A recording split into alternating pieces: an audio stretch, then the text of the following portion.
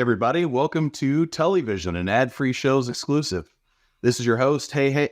Oh, no, it's not. Sorry, I had to tag in, Tully. I know it's a disappointment probably to you and everybody else, but Conrad was feeling a little under the weather, and he asked, he tried to find somebody to tag in for him and host this, and he called his best friend, and he wasn't available, and called his next 7 best friends, and they weren't available, and eventually he got down to his lawyer.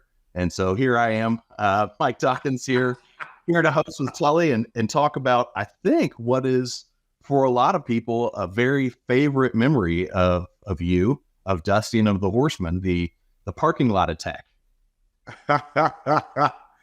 Well, I tell you, we can certainly dive into it. Let's and see what people want to know. See if anybody was alive when we did that. Instead of just being a nostalgia person. But that's going to be exciting. It is. It's interesting. Let's talk a little bit about the build to it, because you had been feuding with the Horsemen and with Tully throughout 1985 and 1986. And you had been defeated, right, by Dusty for the NWA TV title at the Great American Bash in July of 85. Yes. And I think at that event, you lost your valet. I think that was a stipulation, right? That if you lost, Baby Doll had to be Dusty's valet. Yeah, but that was in the summer. That wasn't for the title, I don't think. Okay. That was at the Charlotte Stadium. Sure. When we had the Baby Doll match, and he beat me, and he beat me for the money.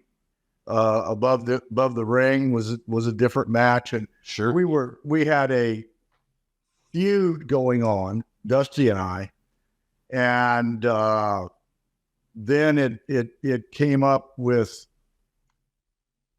if I remember correctly, we started having some 8-man tag matches, and the Ole and Arn being the Anderson clan and Flair being their cousin, those three, and because Dusty was in the tag team match, I got thrust in there because that, and I think that's the original formula of the Four Horsemen. Sure. Was those tag matches, and then the feud went on and until we got to a point where we had to do something pretty dastardly. Yeah. Well, yeah, we're going to get there. But I think you're right. I think it was after that you had lost the NWA title that the Four Horsemen was formed. It was sometime after that, but while the feud was ongoing. So that worked out for you, right? That worked out for your career. Oh, absolutely. And, 40 years later, we're still talking about the feud and everything, and it's certainly good for all of our careers. Yeah, absolutely. So I think later in that year, in 85, JCP ran an angle to get J.J. Dillon in as your manager, right? And I think Baby Doll was maybe missing from your side, but she returned later, maybe around Christmas or after Christmas. And I think there was a confrontation, right? You confronted her and demanded to know where she'd been. Do you remember that angle at all? Yes. And is that the time that I slapped her? I think it might have been that as well. I think I had to be careful slapping her because she was tougher than I was. Yeah. She'd take you down. Yeah. Oh, and hold you down. Yeah, there you go. Yeah, I think the ankle was that JJ had given her a ticket to Mexico, convinced her that it had come from you. That's right. It was a Christmas present from you. Yeah. JJ then denied it all, and that's when you slapped Baby Doll. But she, of course, got saved by that American Dream, the hero, the babyface himself, Dusty Rhodes. Yeah. So it kept that angle moving. Gosh, I had forgotten that one. How did it work with Baby Doll with laying hands on a woman in the 80s? I know it's a different time now. We wouldn't quite do it that way, but how did all that work? Well, I don't know. I mean, it was just a thing that I don't remember. It was probably more spontaneous. Okay. Than anything else. But it was, was she working yet at the time? Had she done in-ring things, or did that come later in her career? Oh no, she'd already been in-ring things. Yeah. She was, I believe she was, Nicola, the Lady Giant or something like that. She was Andrea the Giant at one point. I don't remember when that Okay, was. Andrea. I don't know. But when we saw her in Florida, we were having the Perfect 10 contest and taking pictures from everybody on TBS. And I ran into Dusty and said, Dusty, she's got to be Baby Doll. And I mean, she's beautiful and 6'2". She was taller than I was and bigger than I was and tougher than I was. And it was the perfect fit. And we still know Baby Doll today because of that. That's right. And all the matches that we had and the go be with Dusty for 30 days and she ran off and all the things that were cute, but believable. Yeah. Absolutely. And I think that's the key to everything at that time is it was believable. Yeah. And real issues, real personal issues. Well, even though the last vision was TullyVision was the I Quit match, and I never said I quit. And, you got the shirt to prove it. And I have a shirt to prove it, and I've got the videotape, and I've got the lip reading guy, and in the contract, it was an I Quit match. You had to say I quit. It wasn't a yes match. That's right. And you were robbed, Tully. You were robbed, I say. Absolutely.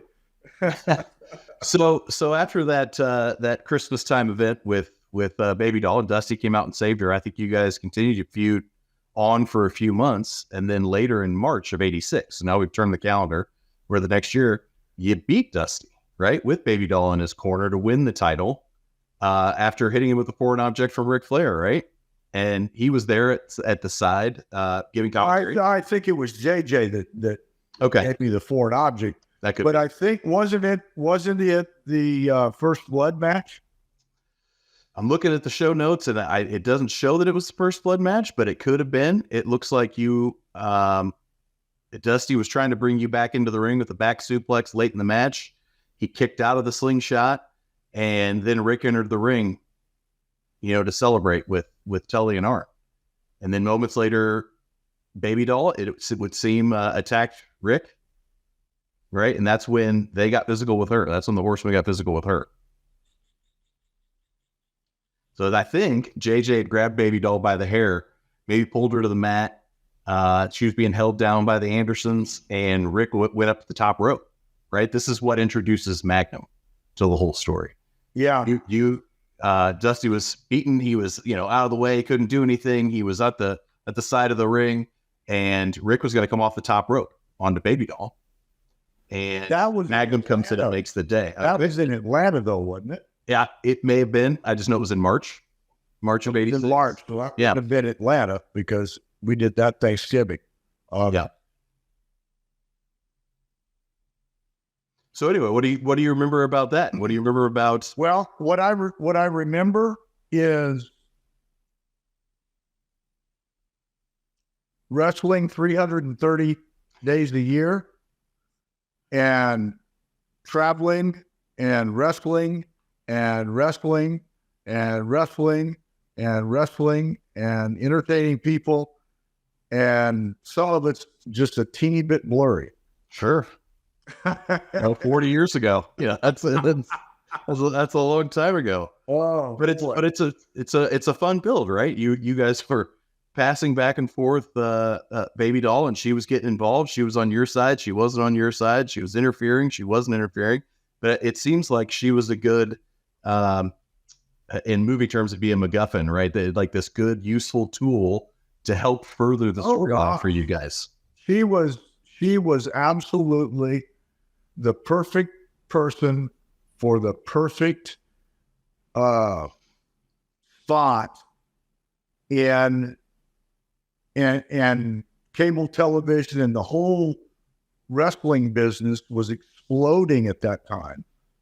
And it is, and she had all the capabilities of doing what needed to be done. Yeah. Or we wouldn't still be talking about her in 2024. That's right. That's right. Do you recall, it seems to be sometime after that, there was, again, Baby Doll's kind of bouncing back and forth. Maybe it was aligned with the Horsemen for a while, having turned on Dusty, where maybe she got moved out of the on-screen angles by JCP. I think some of the speculation was people didn't approve, people in the office did not approve of her marriage to Sam Houston. Do you remember anything about that? Even Do you think there's any truth to that?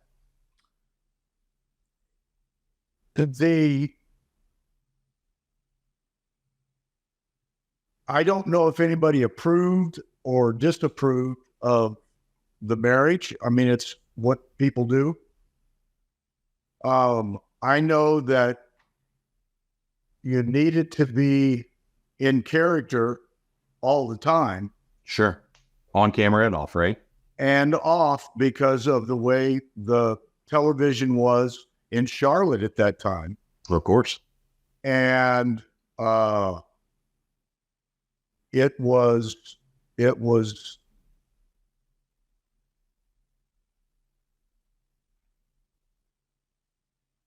I don't remember having a conversation, but I know that I personally was a little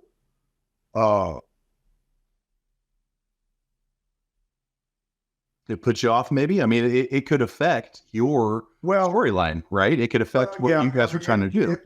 It was. I think she came to the arena with Sam one time before they were married. Okay. And went to the ring with me. Well, you can't be my perfect 10 and be seen with another man. Yes, of course. That makes some sense then. That makes some sense. Well, so after all that happens, later in 1986, now we're talking about October in the Greensboro Coliseum, you got injured by that dastardly Dusty Rhodes, where you had defeated him by disqualification, right?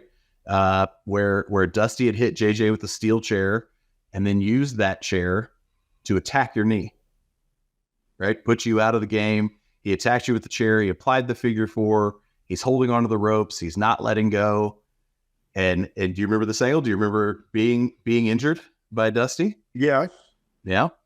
So it seems as though from there, Dusty maybe tossed the referees out of the ring, tossed JJ out of the ring, but he was keeping on. I think that was the first blood match. Okay. And Dusty had hit me with JJ's shoe, because JJ threw the shoe in, and he got JJ's shoe, and hit me with it. Okay. And I was bleeding, and JJ had some Vaseline in his pocket and wiped my face clean and put Vaseline on it, so it would seal it up. The blood wouldn't be seen. Yeah. And I hit Dusty with something, and then he came unglued. Got it. I think that was the match. Sure. Well, during that match, during this match at the Coliseum, Bobby Eaton, Dennis Condrey tried to get in there and break the hold, right? They tried to save your leg. And again, Magnum comes in. So we're building this storyline, this overarching arc, where Magnum had come in to save Baby Doll before. Now he's coming in to try to save Dusty, right? Yeah. And Magnum kept him at bay. But eventually Magnum, the figure 4 the whole time. That's right. And I think Magnum then held down your legs so that Dusty could come off the top rope a couple times on your knee. Right. So it's really solidifying. Right. Yeah, it's solidifying the relationship of Magnum and Dusty against you in particular, but the Horsemen, right? So we're still building this angle. And then 3 days after this, the wrestling world changed. 3 days after that, that's when Magnum had his accident. What do you remember about that? Do you remember where you were when you got the news? You know, who told you? I don't remember who called me, but it was early in the morning, and I know that we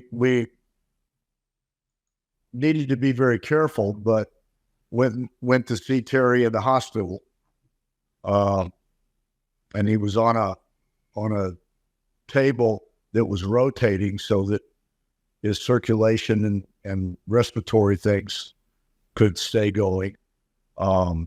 It was a very tragic time for all of us, because business-wise, he was figured in right at the top, and he was a tremendous performer, and it was just ripped out, and it was a big hole in the talent on the babyface side. And I know that some great minds got together to figure a way out, and I can remember the first time Terry was able to walk to the ringside in crutches, and I think being Dusty's corner, maybe a year and a half later, was just a tremendous thing for the wrestling fans and for Terry and for everybody. Sure. So to put it in perspective for everybody, would it be safe to say that Dusty was the top babyface and Magnum was second? Is it kind of 1A and 1B? You know, as far as where they are on the card on the babyface side, where do you think they were at that time? Well, at that time we were running 2 and 3 towns a night. So you got 1A, 1B, 1C. Sure. And you had the Road Warriors in there. You had You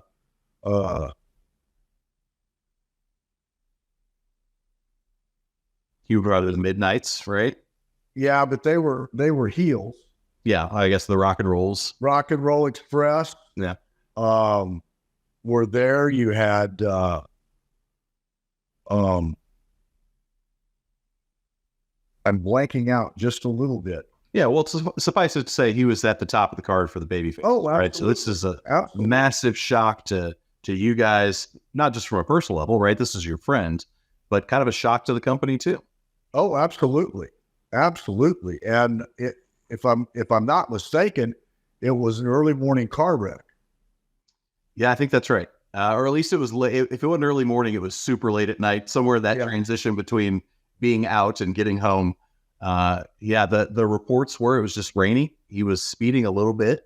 He had come from a bar, but didn't have any alcohol in his system or anything like that. And, just lost control of a car in the rain, unfortunately. And it broke Magnum's neck, right? He was paralyzed from the chest down. And initially reports were that he was put on life support. That's pretty terrifying. Oh, yes, absolutely. But so at that point, again, that was 3 days after that match where Magnum and Dusty really put the screws in the chairs to you and your knee. They signed a steel cage match after that, right? Dusty signed a steel cage match in Charlotte. It was supposed to be originally Magnum as his partner against Ole and JJ, with the stipulation that if Dream lost, if his team lost, Dusty would have to sit out Starrcade 86. He wouldn't be able to participate at all. And, maybe that would be a good thing for somebody who's the TV champion and had to defend on TV all the time. But Dusty being the people's champion and a fighting champion, he didn't want to miss out. No. And so that's what leads us to the topic of this particular TullyVision, the attack that the Four Horsemen perpetrated on the American Dream Dusty Rhodes. So let's jump into that. That was a lot of money being made. Yes, it was. Yes, it was. What do you remember about how that evolved? About how that came to be? You know, do you remember whose idea it was to film it this way and to do it? Not exactly. A lot of the ideas came from Dusty. Sure. But then we would tweak them to make it fit what we would do. That one little piece there when I had the leg brace on, that's why we had to have two cars, and I was back there with the camera guy. Sure. And Ole and Arn were in that front car, and JJ, and golly, that was but the thing that we didn't hear is when the baseball bat hit the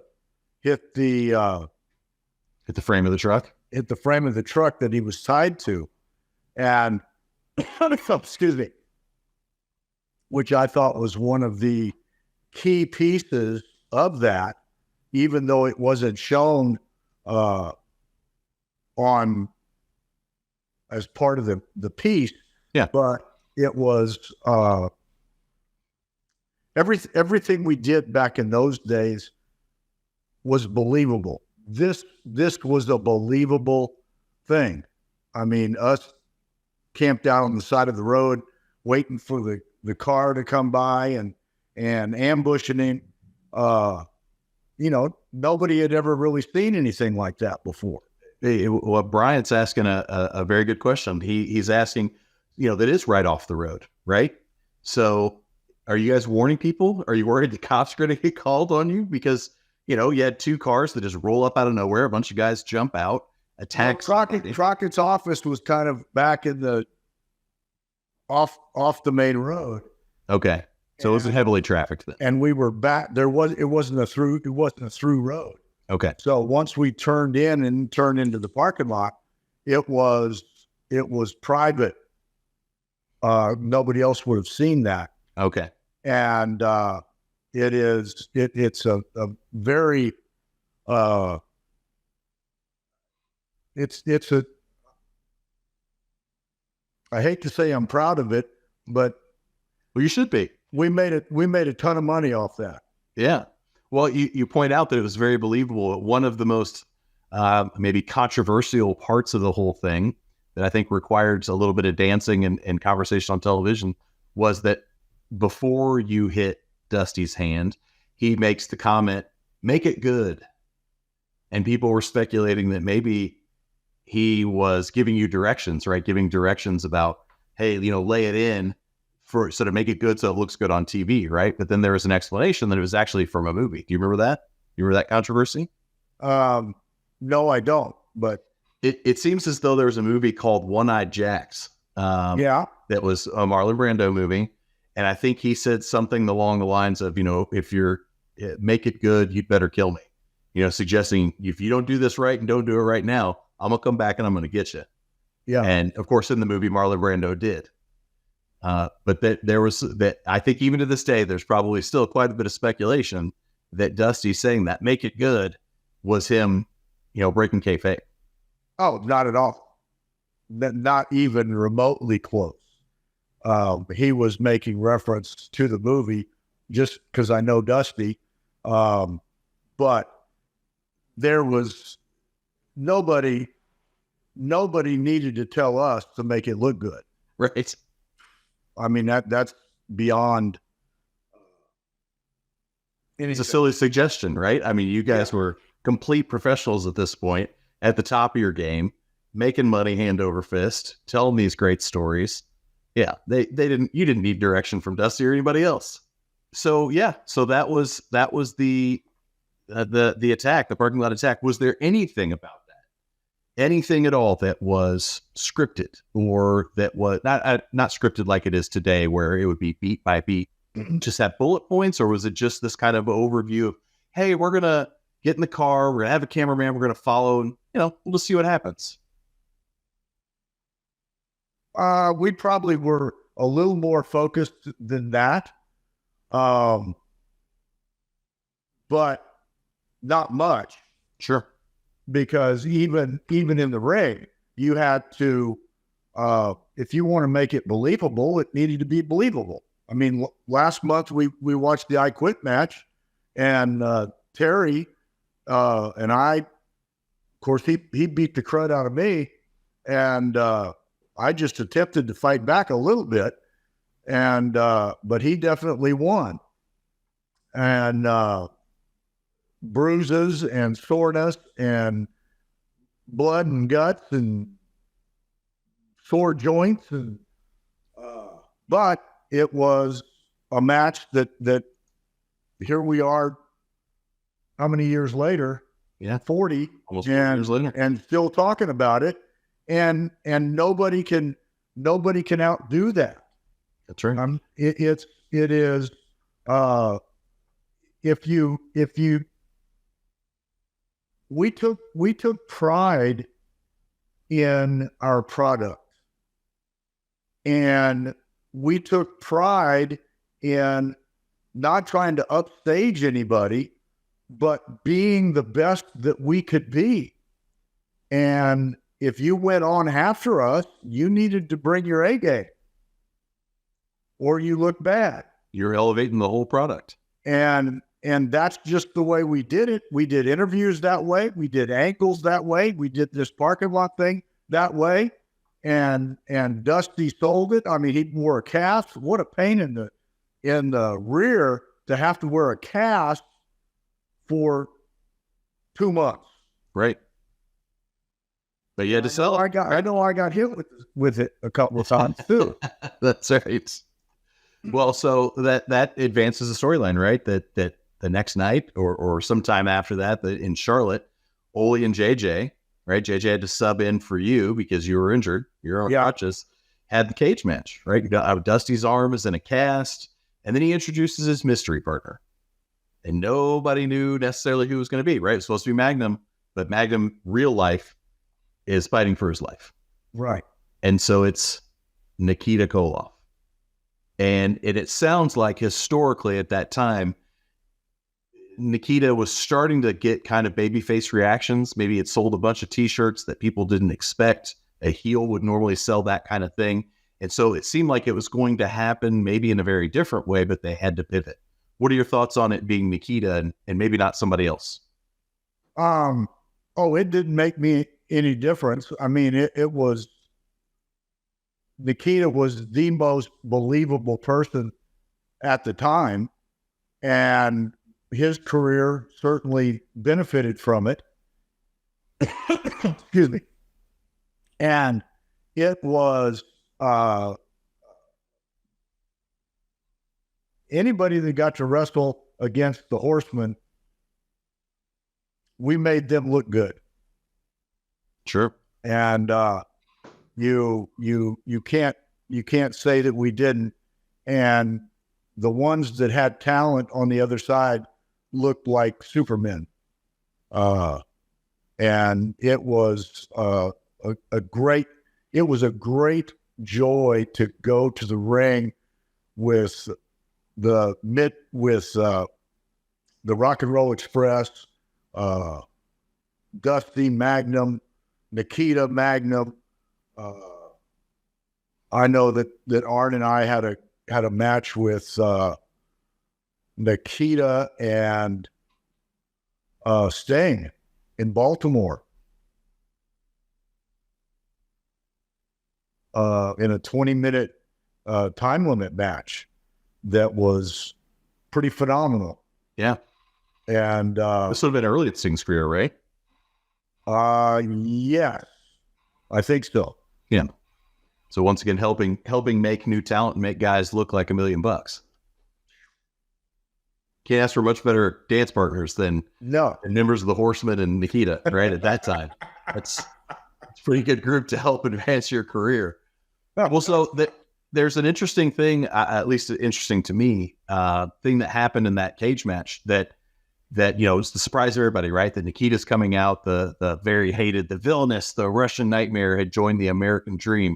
And so everybody's kind of in shock. And the way the story goes, the way the storytelling was that Dusty was so eager to fight.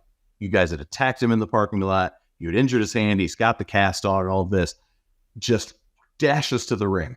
And he's ready to start pounding on some people, right? He's ready to take on Ole and JJ. So it's 2-on-1.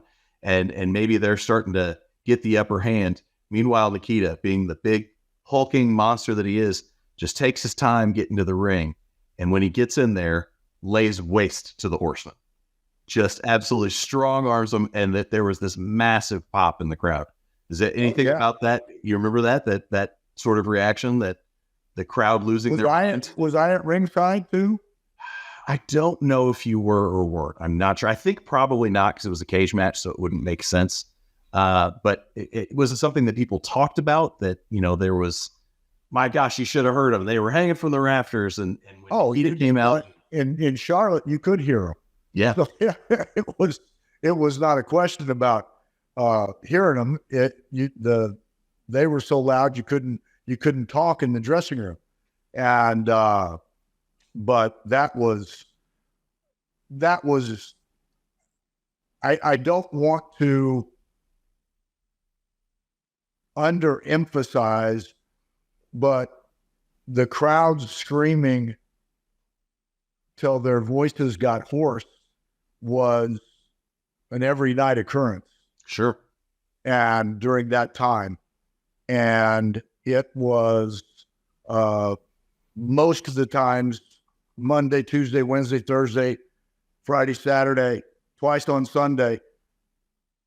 During that period, they were sold out crowds, and it was something.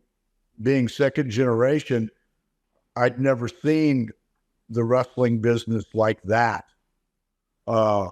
Even when I was there to start in 1977, I was there for about 8 months as a babyface, and I was not a good babyface, as everybody knows.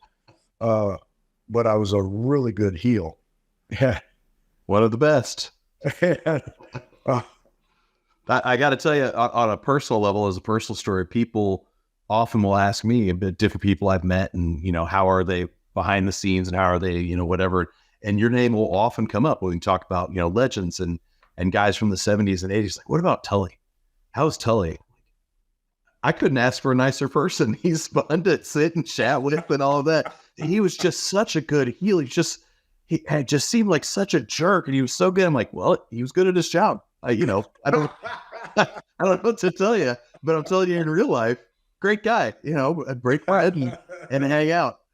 So, I think that's real sincere appreciation from fans. And it's a real sincere sentiment, right?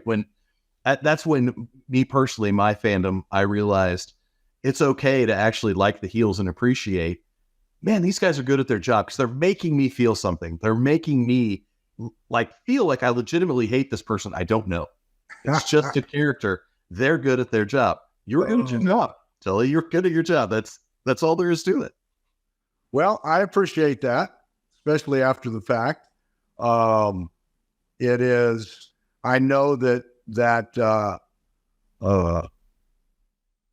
every 2 weeks when I go to the chiropractor and have my lower back and my neck worked on and my hips, there was a price to be paid for everything, because as the guys in that perform now with the pads outside the ring on the floor and all of those kinds of things, we didn't have that. It was cement. You're right. And most of the time it was beer covered cement that was slippery. And it was just a little bit of a different time, just as it was. My era was different than my dad's era. Sure. And, but I watched my dad growing up, and his hips and his knees, and I wanted to play golf when I was 50 and being able to swing a golf club and do those kinds of things. And I think that things worked out just the way that God would have them work out. And my career was cut short, but I played golf yesterday and shot 87. That's all right. That's not bad at all. For an old guy on the 1-up tees. Sure. I'm not a tips guy. Yeah. But I should be, and I'm getting ready to, the group of guys that I play with, I'm getting ready to put down my foot and say, we need to play from the senior tees and see how that works. That's right. Get better. Use every advantage you can, right? Yeah, have to. Well, let's not forget, it wasn't all that long ago you had a match, right? So I think that's a testament to how good a shape your body is still in, all things considered. 330 matches a year and sleeping on hotel rooms and floors and being cramped in rental cars with as many guys as you can. I think you're holding up pretty darn well. Well, I mean, you tell me. It seems like it. It seems like it. Well, it is. It is. Physical fitness was always a big key to our success, and it is. I'm in the gym 5 days a week now. I go very early because I don't sleep a lot, and so I was in the gym this morning at 5:30 and did my planks and did my this and did my that and did shoulders and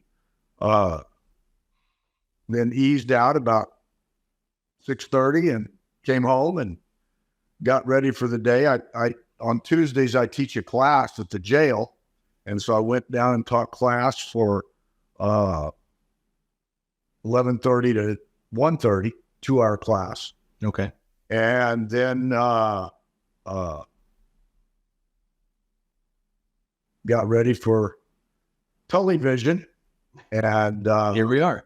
And here we are.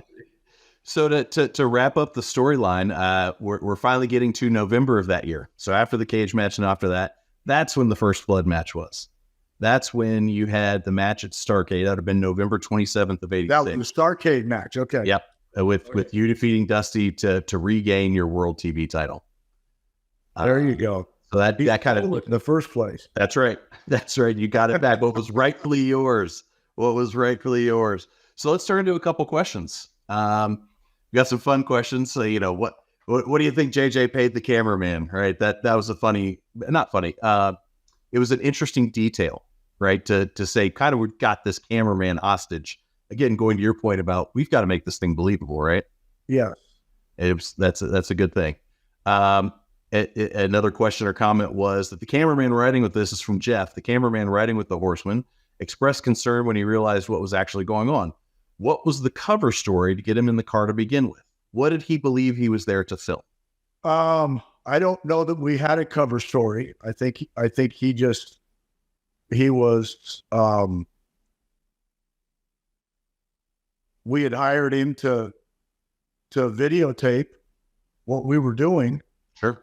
And, there wasn't a morality involved. That wasn't covered on camera by any means.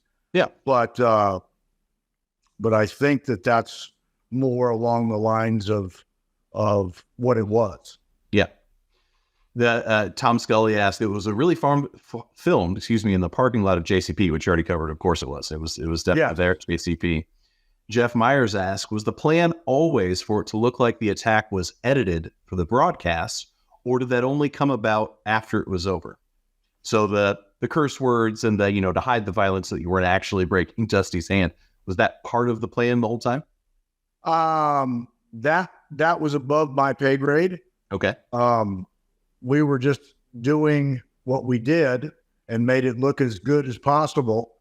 And then the TV people had to edit and do whatever they needed to do. I do know that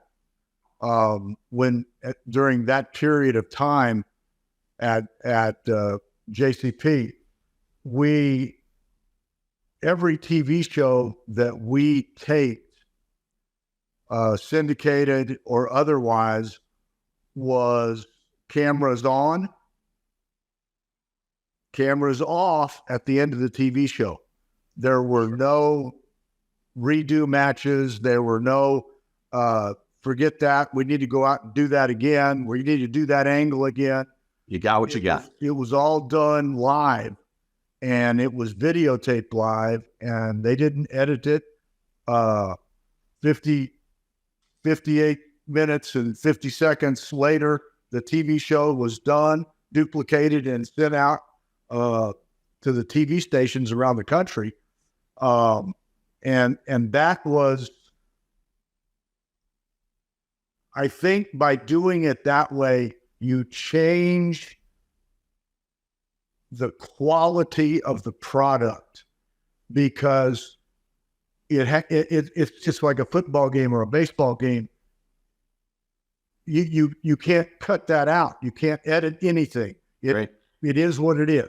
Yeah, and you got to adapt, right? And wrestling fans were the beneficiary of that, because the product was just phenomenal. Absolutely. Tell me a little more about you making the swing with the bat. You know, you mentioned you don't really get to hear it in the video, and the video, I think, very intentionally kind of freezes up. You hit that frame, so you hit above Dusty's hand, you know, to get a noise.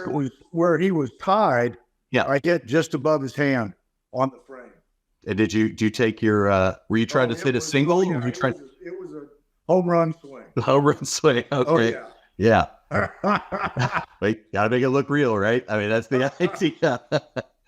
Jeff Myers also asked, do you think this is the best vignette you were ever involved with? And if not, which one might have been better? This is a tough one to beat if it's not this one.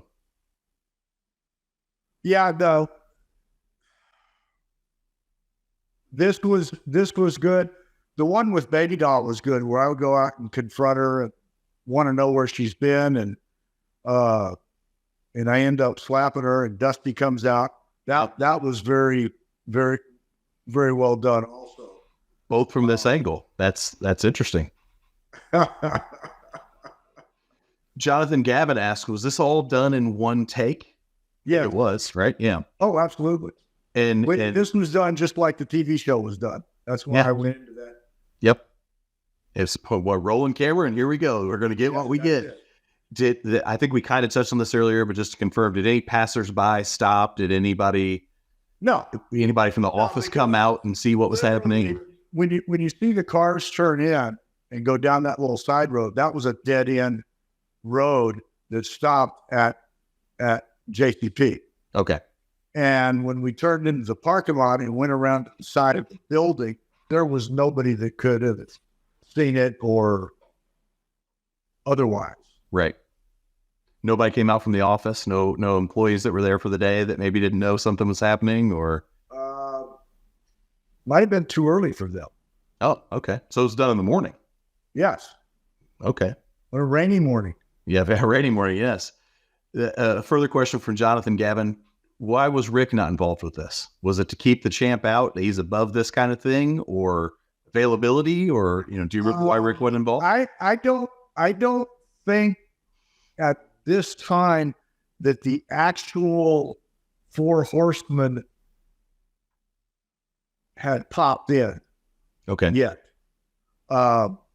It was the alliance between the Anderson family, Flaherty and the cousin, and Ole and Arn, and I got involved with them because of my matches with Dusty at that time, and so that's kind of the start of the Horseman thing. But I don't think Arn had actually named us yet. Okay. So RVD74 asks, I always heard that shortly after this event, after the attack, that everybody went to Dusty's for dinner, and a very young superstar in the making, Cody Rhodes, was confused about what was happening.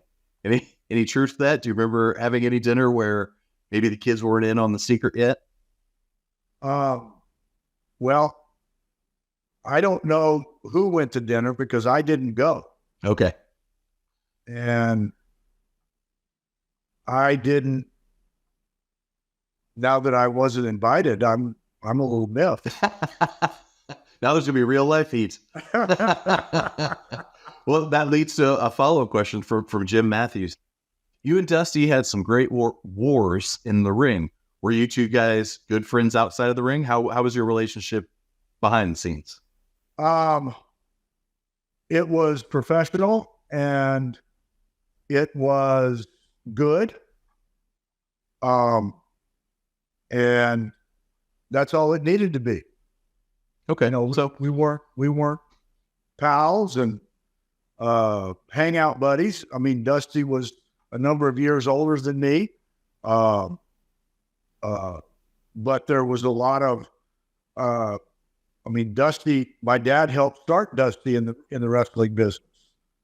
So mutual respect. Yeah. Yeah. Absolutely. Yeah, we all don't have to be friends, but we do have to respect each other. And Lord knows you guys worked well together. And ultimately, that's really all that matters. Good ad-free shows friend Lenny Bakken asked, were you at all surprised when Dusty ended up in the WWF after you and Arn had gotten there? And what'd you think of him in polka dots and that whole thing? I thought it was a slap in his face and our face that the people in charge of the WWF or WWE at the time, since they lost the lawsuit, it was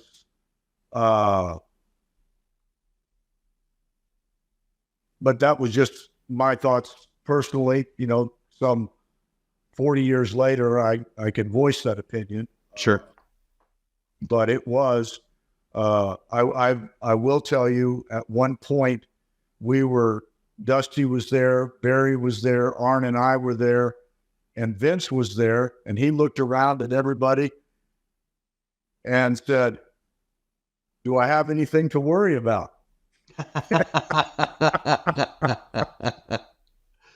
Not so long as he's writing the checks, right? But I thought that was cute. Yeah, that's funny. That's funny. So one last question. I think it's a poignant one for the attack on Dusty in the parking lot. In your opinion, how important is Dusty Rhodes, the Four Horsemen, as a stable at its time and its legacy in general? How important is Dusty? Yeah. Dusty was the booker. Dusty was the matchmaker. He had everybody's future in the palm of his hand. And, but to make his legacy the biggest and best that it could be, and the biggest and best that Crockett Promotions could be, he did good stuff. And the Horseman was a train that you wanted to jump on board with. Absolutely. You got, for every great hero, you have to have a great villain, right? Absolutely. And that's what you guys were.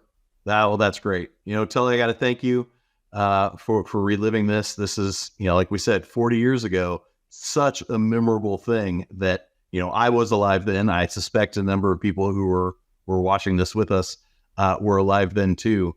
But we appreciate your insight and feedback and chatting and telling us these stories. Well, I'm thrilled that you were on here with us, Mike. And I'm going to tell Conrad that whenever he gets stomach issues, that he needs to call you first. and I appreciate that. Because it's been very enjoyable, and the questions from the fans have been good questions. And that is thrilling to me that they want to know more of it and everything. And it is, I'll close with this.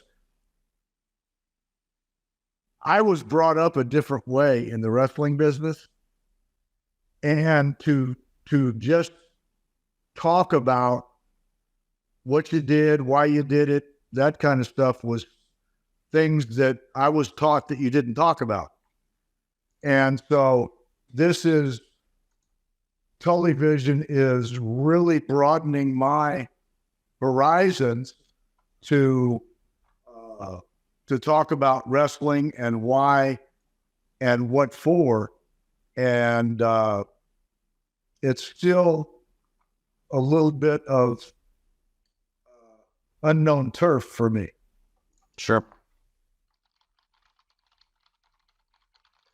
Well, we do have, Evan points out to me, we had a couple of more questions. So if you don't mind, if you got a couple more minutes, we had some people who are here with us live.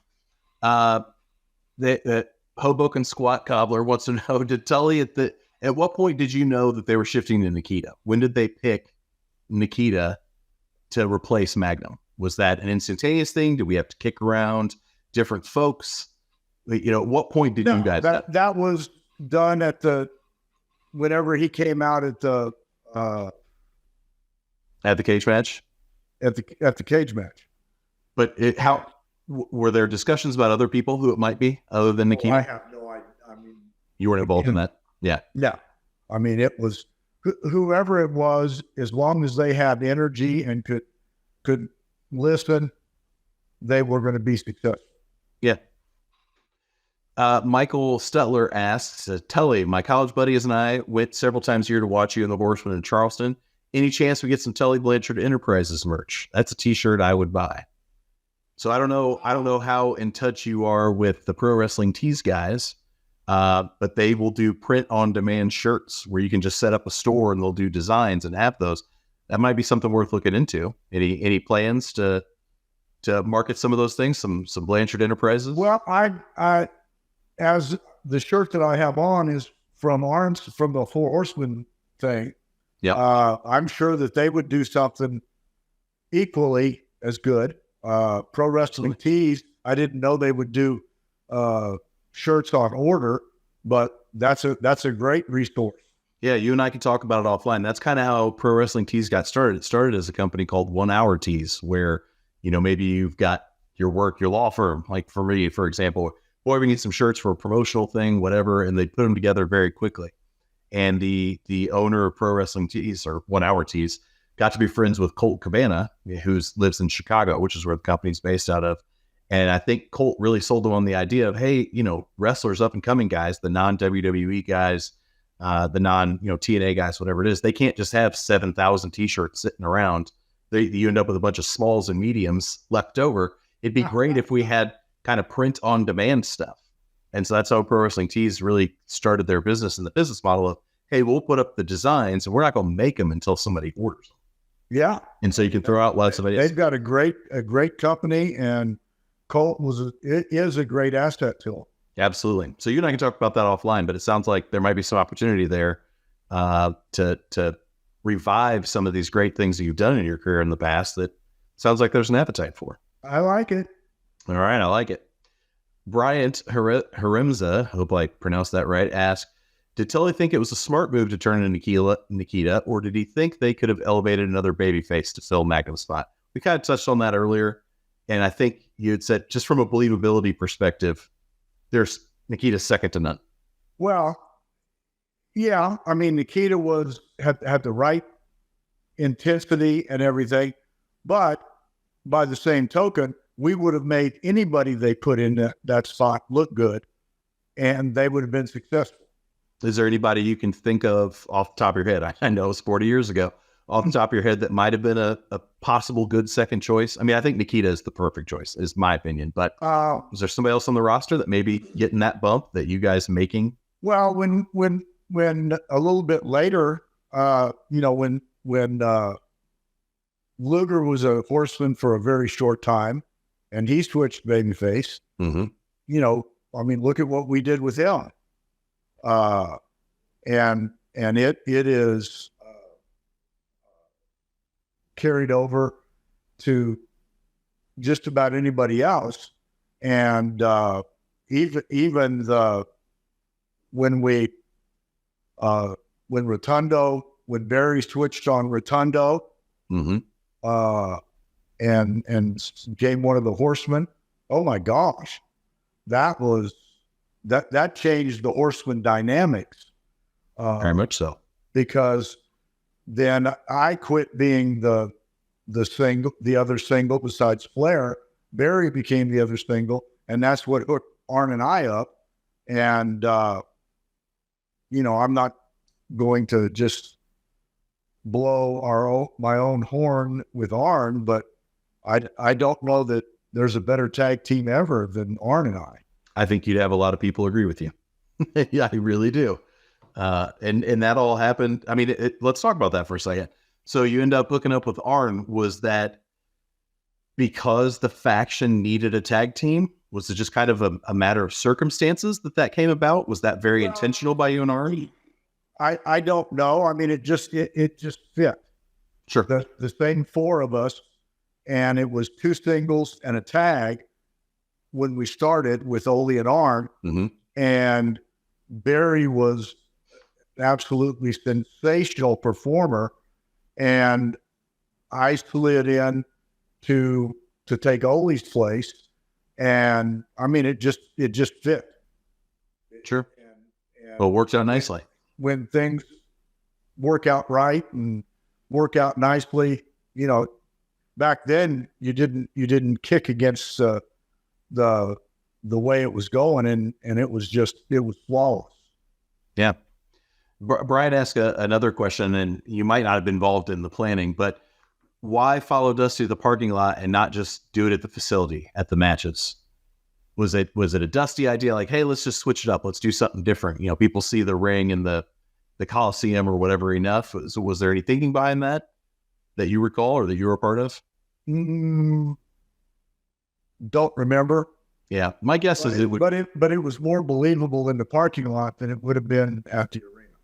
Well, and at the arena, I guess you're going to have a locker room of baby faces that could come to his aid.